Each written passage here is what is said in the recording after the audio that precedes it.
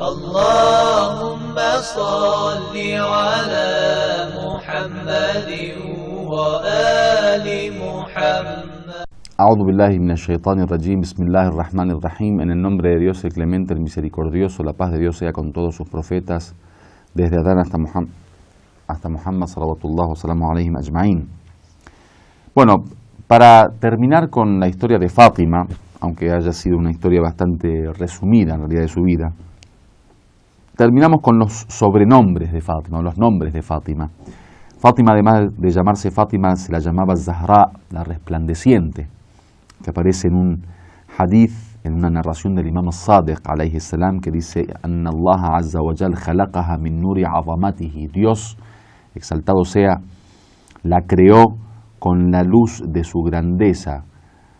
Falamma ashraqat adaat as-samawati wal ard binuriha. Dice, y cuando resplandeció, iluminó a los cielos y a la tierra con su luz. Por eso se la llamó Az-Zahra, la resplandeciente. También se la llamó Al-Hawra, que Al-Hawra tiene un nombre, digamos, tiene un significado que está relacionado con los ojos de las huríes, el paraíso. A la huría, de hecho, se la llama Hur o Huriya, y Hawra tiene que ver con esa forma de ojos grandes de las huríes, y eso tiene que ver también con que Fátima fue el producto de la alimentación que tuvo el profeta en el paraíso. Dice: Ajada Jibrail biyadi wa adkhalani al-janna wa adnani min shajar tuba. Dice el profeta, cuenta en su narración, que Jibrail, el arcángel Gabriel, lo agarró de su mano y lo hizo entrar al paraíso y le hizo acercarse al uno de los árboles del paraíso que se llama Tuba. Dice, y comió de ese árbol, de la fruta de ese árbol. Dice, finalmente, inni idha ishtaqtu ila al-janna qabbaltu Fátima. Una vez que comió de esa fruta, como resultado de esa alimentación, nació Fátima. O sea, después ese fruto del paraíso se transformó en lo que iba a ser Fátima finalmente. Y el profeta tiene una narración que dice: cuando yo extraño o añoro o echo de menos al paraíso, entonces beso a Fátima o besaba a Fátima. También se la llamó al-Muhadditha, la que dice el hadith o la que habla los hadices, la que narra, porque por un lado ella hablaba estando en el vientre de Jadilla, y por otro lado es la que dice los hadices a los musulmanes del profeta, de su padre. También se la llamó al-Muhaddatha, o sea, la que le narran o le hablan a ella. O sea, el Muhadditha es el participio activo del hadith, o sea, de hablar o de narrar. Al-Muhaddatha es el participio pasivo del hadith o de la narración, porque cuenta la historia que los ángeles hablaban con ella.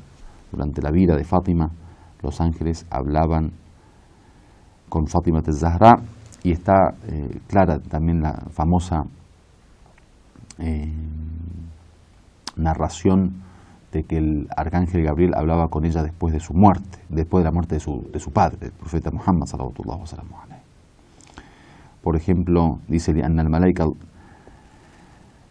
kanat tuhaddithuha hatta warada ikhbarihim laha anha sayyidat nisa al-alamin. Dice, una de las cuestiones que justamente hablaban los ángeles con ella era que ella fue la señora o la mujer de las señoras de los universos.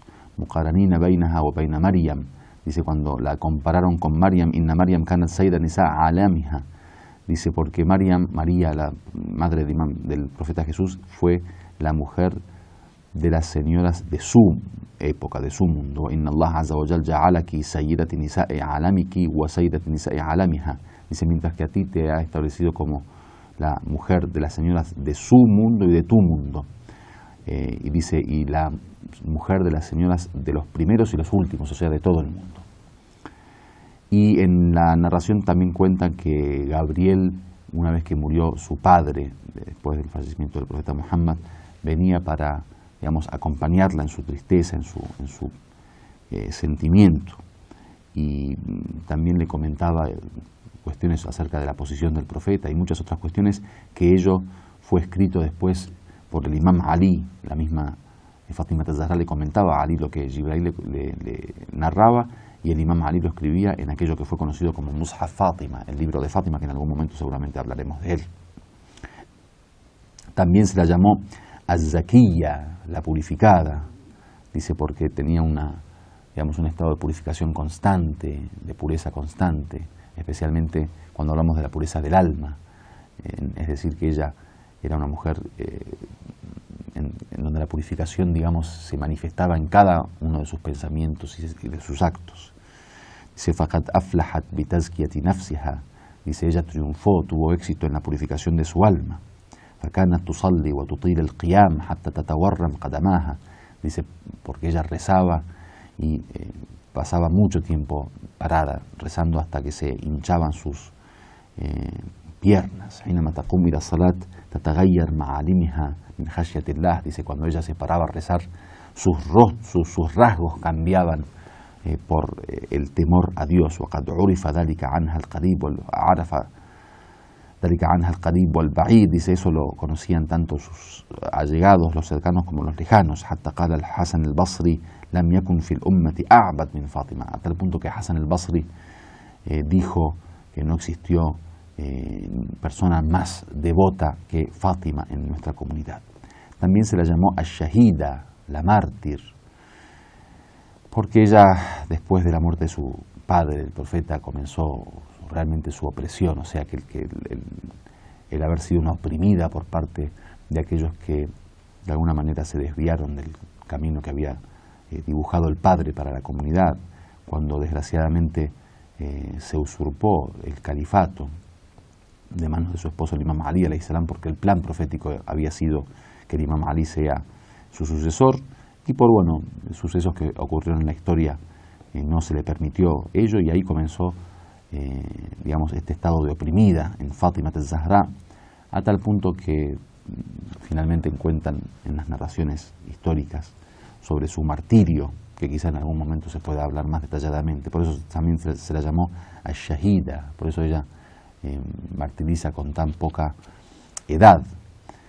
Y como muestra de alguna manera de su opresión, o sea que fue objeto de opresión, su tumba se ha escondido. Ella pidió encarecidamente que sea enterrada de una manera secreta, es decir, que nadie la vea.